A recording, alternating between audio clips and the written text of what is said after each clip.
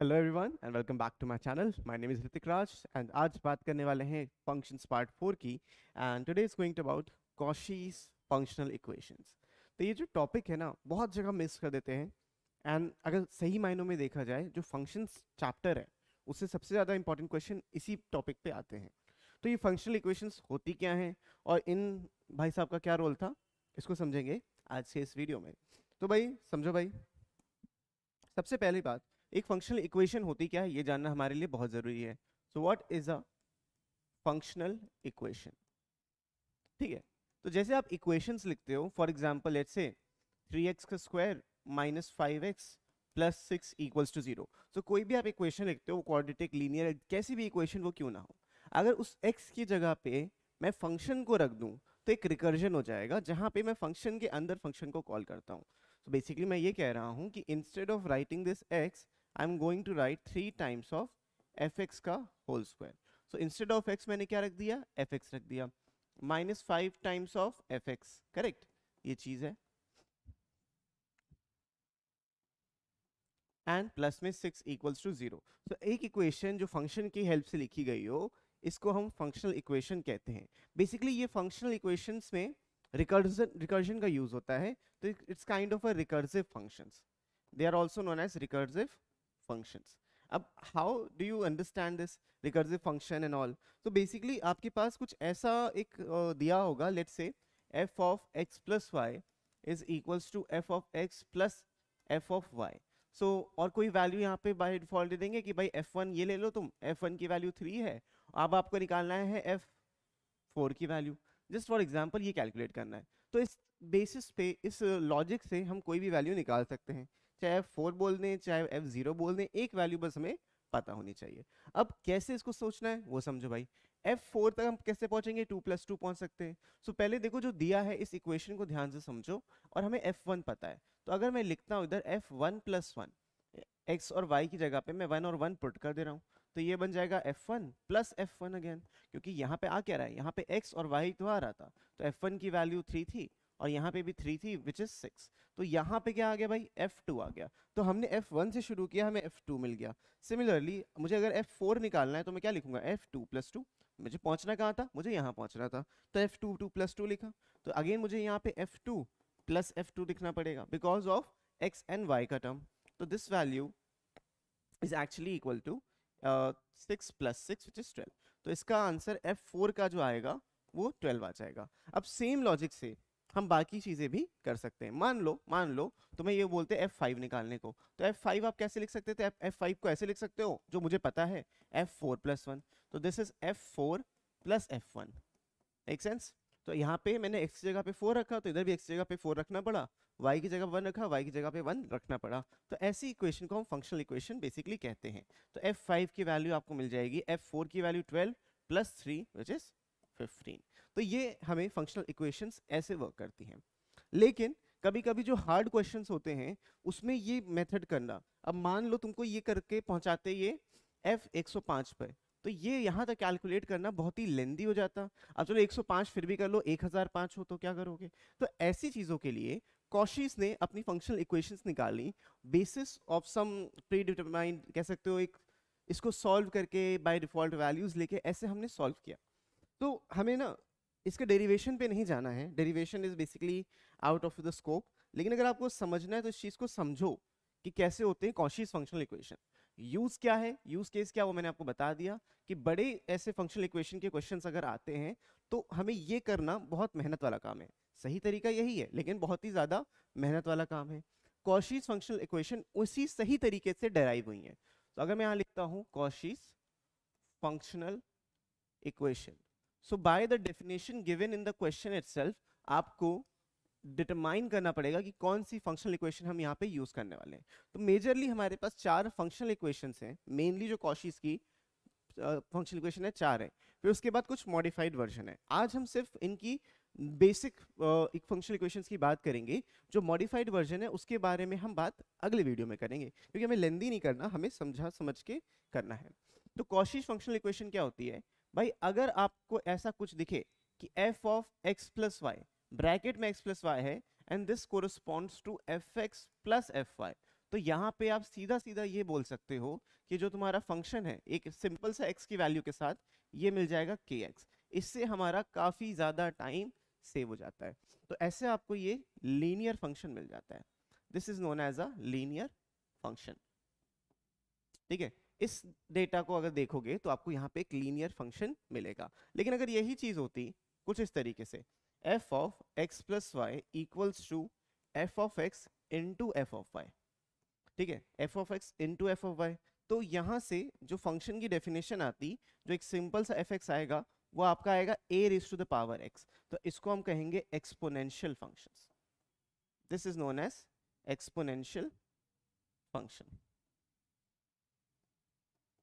ठीक है, a की पावर x है, यहाँ पे fx लिखा है तो ये a क्या है, a इज अ कांस्टेंट। यहाँ पे आपका जो a है x y are all real numbers, और इस केस में भी हर केस में x और y आपके रियल नंबर्स ही होते हैं। तो ये दो मेजर फंक्शनल इक्वेशन हैं। इसके बाद दो और होती हैं, उनके बारे में भी चर्चा करते हैं। तो बाकी जो बची दो हैं वो ये हैं। थर्ड नंबर पे यू कैन से, अगर मेरे पास इधर लिखा है f of x into y, यहाँ पे प्रोडक्ट हो रहा है और यहाँ पे एडिशन दे दिया fx plus f of y. अगर ऐसा कुछ है, देखो सिंप्लीफाई करने का, डेरिवेशन की आप बात कर सकते हो, लेकिन हम डेरिवेशन पे नहीं जाएंगे। मॉडिफाइड वर्जन जब पढ़ेंगे तो डेरिवेशन उसका भी बता देंगे, लेकिन अभी के लिए स्कोप के लिए इतना काफी है। तो भाई यहाँ पे जो आपका फंक्शन निकल के आता है, this will B k log x। Generally ये नेचुरल लॉगरिथम पे होता है, बट नेचुरल लॉगरिथम के अलावा भी हम इसको किसी भी लॉग पे लिख सकते हैं बिकॉज ऑफ द कांस्टेंट। दोनों तरफ कांस्टेंट्स हैं तो आप कोई भी लॉग यहाँ पे यूज कर सकते हो, वो नेचुरल लॉगरिथम बेस 10 पे डजंट मैटर। तो यहाँ पे k log x आ जाता है, तो इसको हम कहते हैं logarithmic function. This is logarithmic function. ठीक है, इसके बाद यू कैन से फोर्थ पे, देखो वेरिएशन बस मैं आपको दिखा रहा हूं। अगर ये लिखा है f of x y equals to f of x into f of y, ऐसा कुछ है, तो यहाँ पे ये जो आपका फंक्शन बन जाएगा F x will be x की पावर n।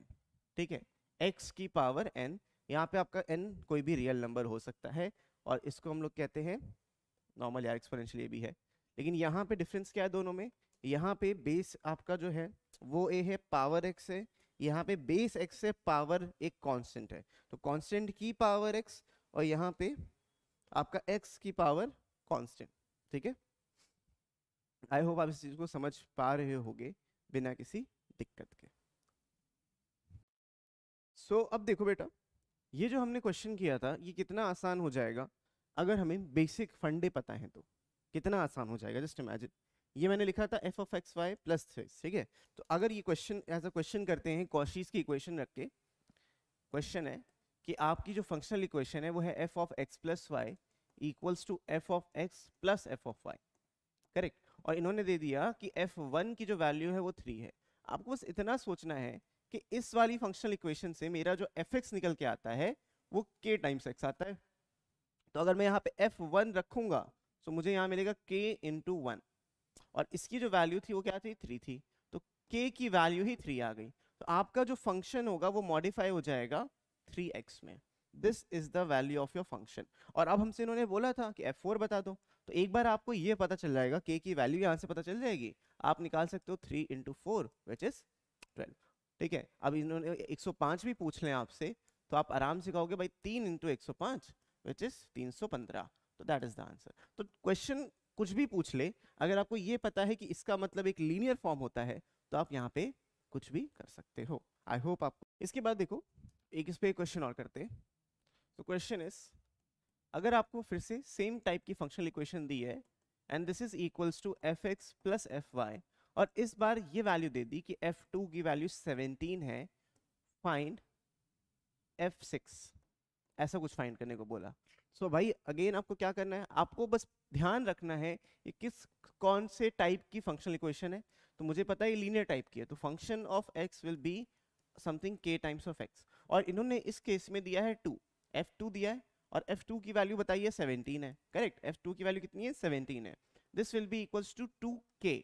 हमें यहाँ से मेन k की वैल्यू निकालनी है, तो आपको मिलेगा k आ जाएगा 17/2। तो एक बार 17/2 मिल गया तो इसको उठा के यहाँ रख दो, ओरिजिनल वाले जो आपने डिड्यूस करी थी। तो आपका जो fx होगा ये बन जाएगा 17/2 टाइम्स ऑफ x। एक बार ये वैल्यू मिल जाएगी फिर ये कैलकुलेट करना आसान है, इसमें फिर वो कोई भी नंबर पूछते रहे आप आराम से बता सकते हो। सो f6 की value will be 17/2 into 6 which is यहाँ से 3 और 17 3 51 होता है। This is the correct answer. तो आप बहुत ही ज्यादा फास्ट वे में इन क्वेश्चंस को भी सॉल्व कर सकते हो। ठीक है, अगला क्वेश्चन देखो। अगर कुछ ऐसा दिया है, let's say f of x y equals to f of x into f of y, ये पता है हमें, और इसमें मैं बोल रहा हूँ कि f3 की जो वैल्यू है वो 81 है, f3 की वैल्यू है वो 81 है, आपको f5 बताना है। f5 is what? तो f3 अगर 81 है बच्चों, तो देखो कैसे करना है, आपको इसको आइडेंटिफाई करना है किस टाइप की है। तो ये फोर्थ टाइप वाली फंक्शनल इक्वेशन है, this is the fourth type जो होता है x की पावर n। तो अगर मुझे ये x की पावर n पता है तो भाई can I right it down something like this कि भाई यहाँ पे जो fx होने वाला है वो x की पावर n होने वाला है।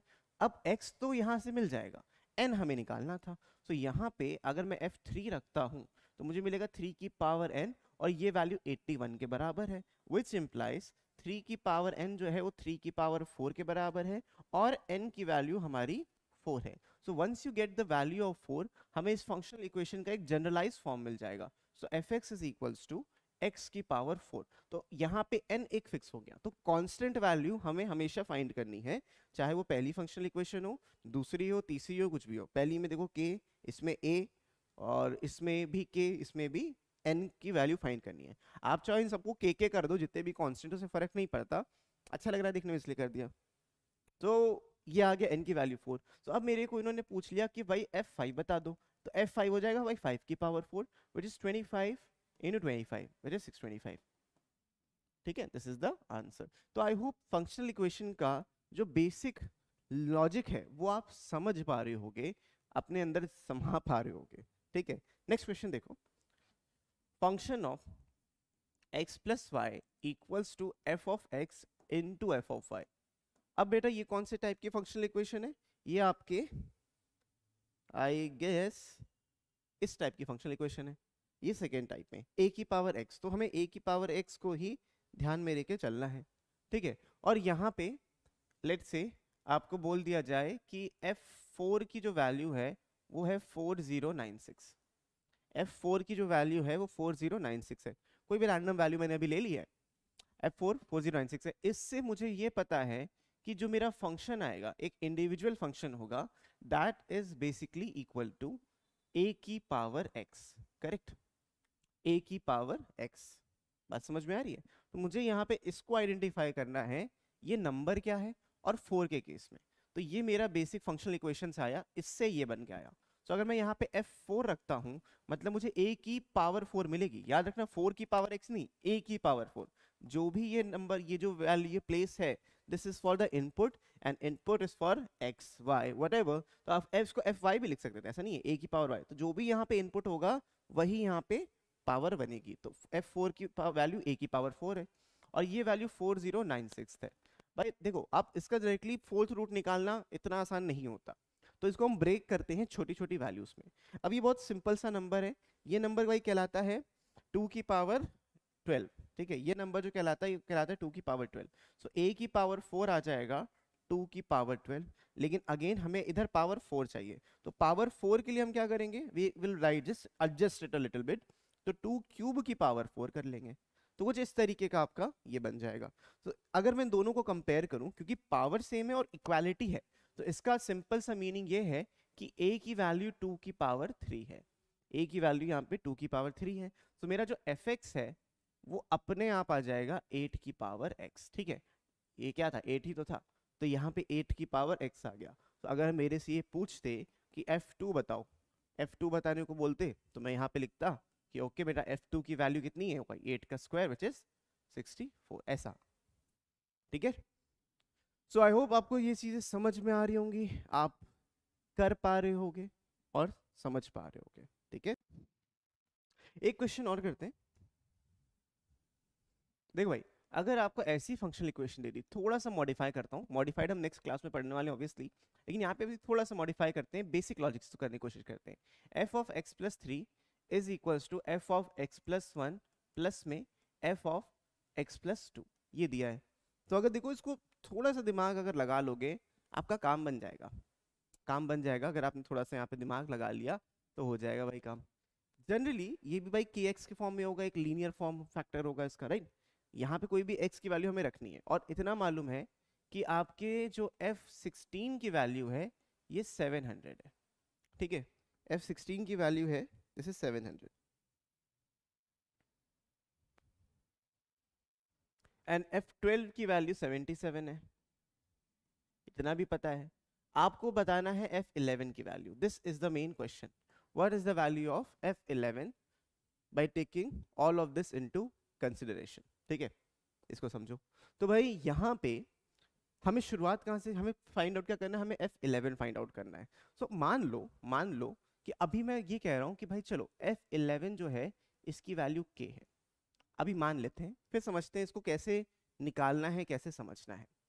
अब अगर मैं डायरेक्टली यहाँ पे 11 पुट करता हूँ मेरा काम तो नहीं आएगा, लेकिन अगर मैं मान लो कि x को पुट कर दूं 10, फॉर एग्जांपल अगर मैं x को 10 पुट करता हूँ हर जगह 10 हो जाएगा। सो ये जो होगा f of 13 is equals to f of 11 plus f of 12, correct. अगर मैंने x को 10 पुट किया तो मेरे को ये फंक्शनल इक्वेशन मिल गई, ये वैल्यू मिल गई, राइट। और मुझे ये भी मालूम है कि ये F11 को मैंने k ले लिया था और इसको F12 को क्वेश्चन में दिया है 77, तो ये आ गया। तो this is the value of F13, got it.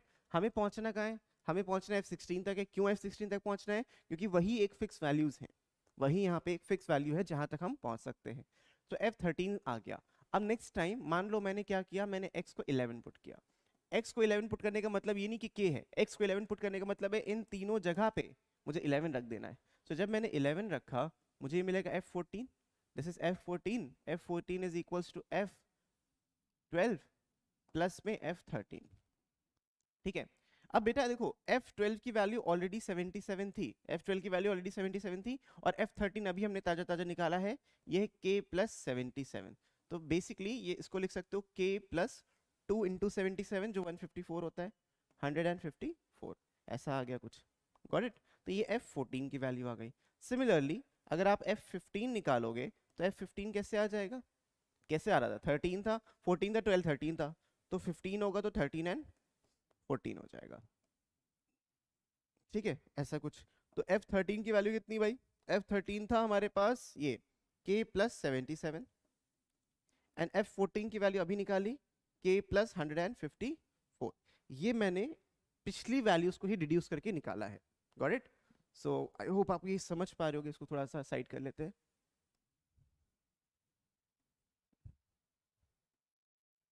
This was the question, इसको थोड़ा कोने में करते हैं,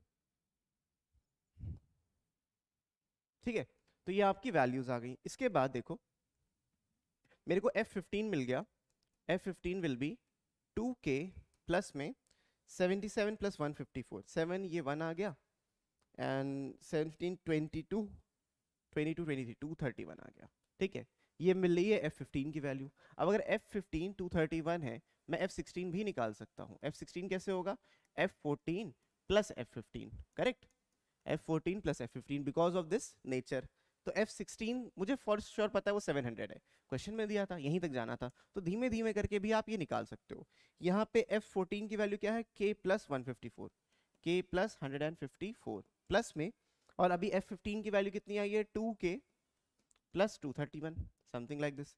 तो यहाँ से आपको मिलेगा देखो 3k प्लस में 154, ये 5 हो गया एंड 5 एंड 3 8 हो गया, 1 एंड 2 385 और ये 700 है। तो 3k की जो वैल्यू होगी वो 700 माइनस में 385 आ जाएगी, which is 3k is equals to, बेटा देखो कितना डिफरेंस है, 15 इधर गया, 15 इधर और 300 उधर, तो 315, 315 दैट सिंपली मीन्स k की वैल्यू आ जाएगी 105। This is the value of k, और k क्या था, k was the value of F11 जो मुझे आंसर मिल गया। तो F11 इज बेसिकली 105। तो बहुत ही ज्यादा मशक्कत करने के बाद ये तरीका होता है कॉशीस फंक्शनल इक्वेशन को सॉल्व करने का। आई होप आपको ये चीजें समझ में आई होंगी, क्लियर होंगी। अब इसके जो मॉडिफाइड वर्जन होते हैं हम थोड़े नेक्स्ट वीडियो में करेंगे और उसको अच्छे से समझेंगे। लेकिन अगर आपने ये लॉजिक, ये वाला जो मैंने अभी बताया है, ये आपने समझ लिया तो आपने फंक्शंस को समझ लिया है। ठीक है, और ये शॉर्टकट्स भी जानना ज़रूरी था। तो कई बार शॉर्टकट्स नहीं काम आते, जब शॉर्टकट्स काम नहीं आते हैं तो आपको इन पे जाना ही पड़ता है। बेसिक अप्रोच आपको पता होनी ही चाहिए, ये होती है बेसिक अप्रोच। ठीक है, जैसा भी क्वेश्चन हो, कहीं का भी क्वेश्चन हो, आप उसको निपटा सकते हो if you know the basic approach to that particular question. जैसे कि एक एग्जांपल और ले सकते हैं हम लोग।